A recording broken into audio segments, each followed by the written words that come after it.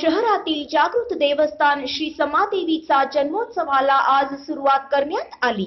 वैश्यवाणी समाज, वैश्यवाणी युवा संघटना आणि वैश्यवाणी महिला मंडळाच्या संयुक्त विद्यमाने प्रतिवर्षाप्रमाणे मोठ्या उत्साहाने साजरे करण्यात येत आहे।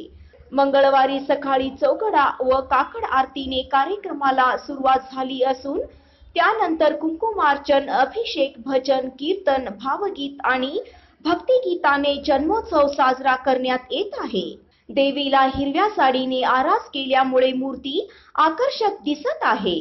मंदिर आणि परिसर वेगवेगळ्या फुलांचा माळांनी आणि विद्युत रोषणानी लख केले असून हजारो भाविकांनी देवीच्या दर्शनासाठी गर्दी केली आहे। दुपारच्या कार्यक्रमात देवीच्या दरबारचे उद्घाटन करण्यात आले। यावेळी समाजाचे सदस्य, महिला, युवक आणि शहरातील नागरिक उपस्थित होते। Nilesh More, V today media, Belgaum.